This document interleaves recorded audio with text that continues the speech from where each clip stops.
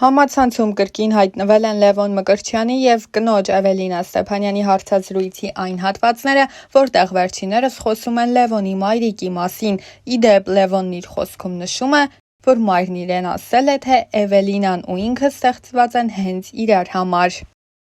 Դերասան Լևոն Մկրտչյանի և սիրելի Էվելինա Ստեփանյանի հարսանեկան արարողության կադրերը համացանցում տարածվելուց պահից ի վեր ակտիվորեն քննարկվում է այն թեման, թե ի վերջո ինչ կապ ունեն Նիկոլ Փաշինյանը, Աննա Հակոբյանը Լևոն Մկրտչյանի ընտանիքի հետ։ Star News-ը ներկայացնում է բացառիկ մանրամասներ։ Իրականում Լևոն Մկրտչյանի քույրը Անժելիկան ամուսնացած է պատգամավոր Էդգար Հակոբյանի հետ, ով ինչպես հայտնի է Աննա Հակոբյանի ազգականն է։ Այսպիսով Աննա Հակոբյանը, նրա եղբայրը պատգամավոր Հրաչյա Հակոբյանը, ինչպես նաև Աշոտ և Մարիամ Փաշինյանները Լևոն Մկրտչյանի հարսանեկան արարողությանը մասնակցում էին, այսպես ասած, որպես խնամի։ Նշենք, որ Լևոն Մկրտչյանի քույրը և պատգամավոր Էդգար Հակոբյանը 3 որդի են մեծացնում։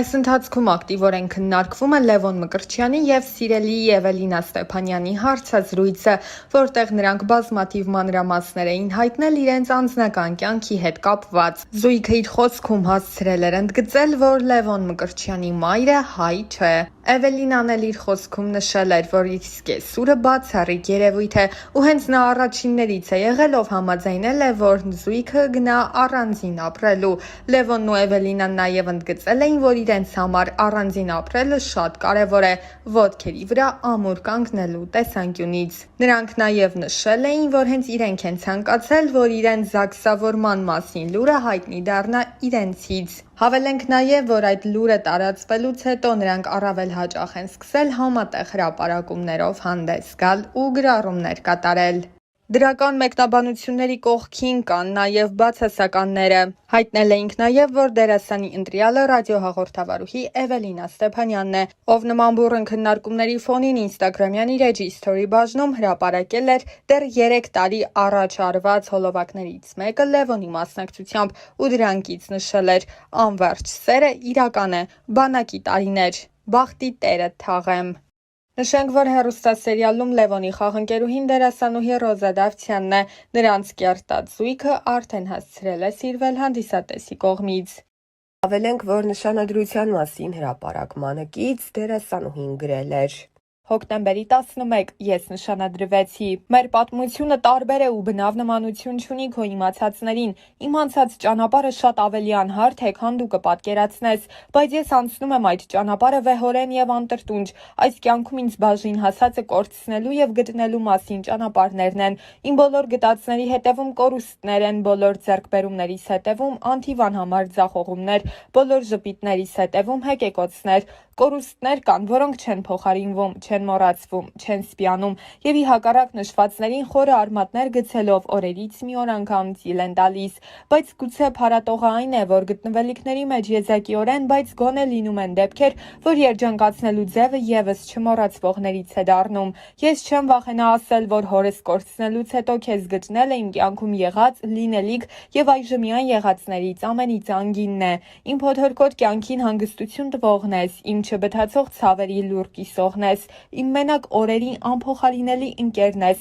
իմ հաջողություններից անմնացորդ երջանկանցող ու վշտիս մեջ հետս լացողն ես։ Գուցեև ուժեղ եմ ես, բայց դու ինձ դարձնում ես անպարտելի։ Հիմա ես իմ հետևում ունեմ անթիվ անհամար կորցրած եւ գտած ճանապարհներ եւ վերստին անդառնալի հավերժ փակված կողպեկված դռներ ու ունեմ քեզ եւ առավելապես քոնն եմ ես եւ քոնը լինելը սպիացնում է բոլոր խորեվերքերը, հարթեցնում է բոլոր սպիերը, լրացնում է բոլոր կեղտոտ բերանները, որովհետեւ քոնը լինելը աստվածային օրհնություն է եւ որքան ասելիք կա քոնը լինելու մեջ, ինչ լավ է, որ հենց քոնն եմ ես։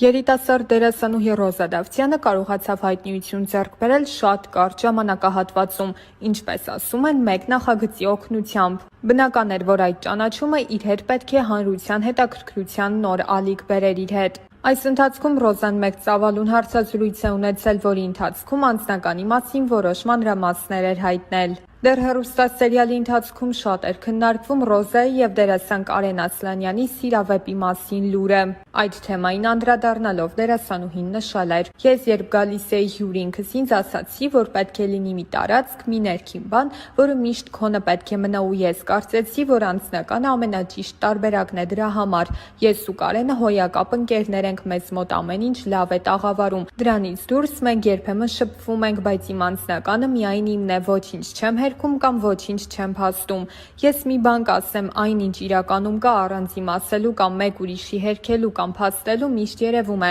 թողնենք ժամանակի վրա ամեն բան ցույց կտա ճիշտը»։ Զրույցի ընթացքում Ռոզան նաև նշել էր, որ մինչ սերիալում նկարահանվելը զուգընկեր չի ունեցել, սակայն չի նշանակում, որ հիմա եւս չունի։ Ուրեմն իմ մոտ էլ հակառակ process-ն է, ես էլ չեմ ուզում նիհարեմ ճիշտն ասած, բայց քանի որ շաքարից, հյութերից,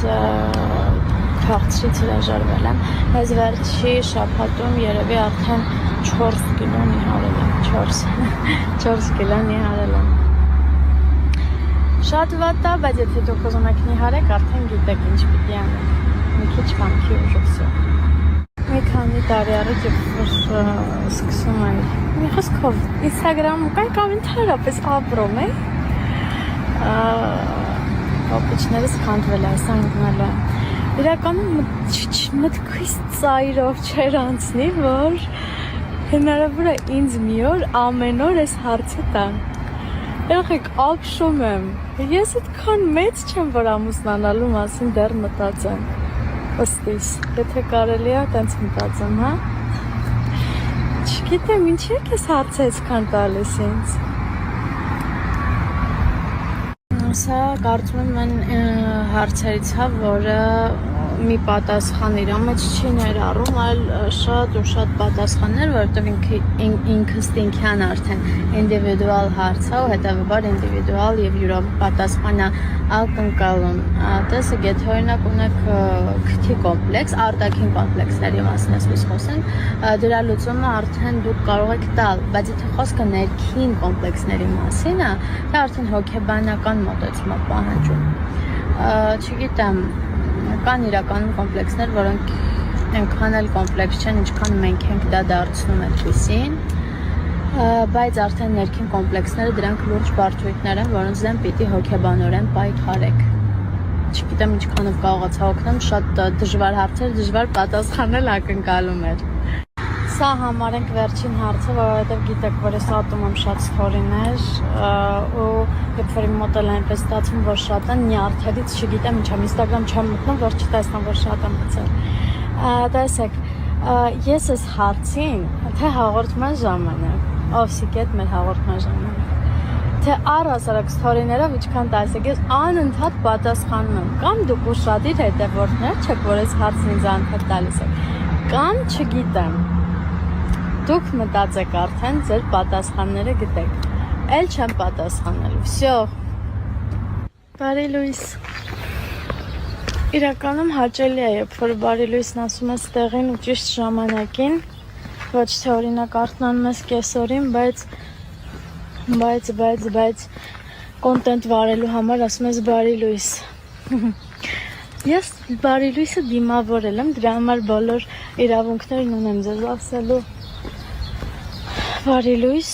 եւ ասեմ, որ ոչ թե դուրս եմ եկել վազելու, չնայած նրան, որ ես երկար տարիներ զբաղվել եմ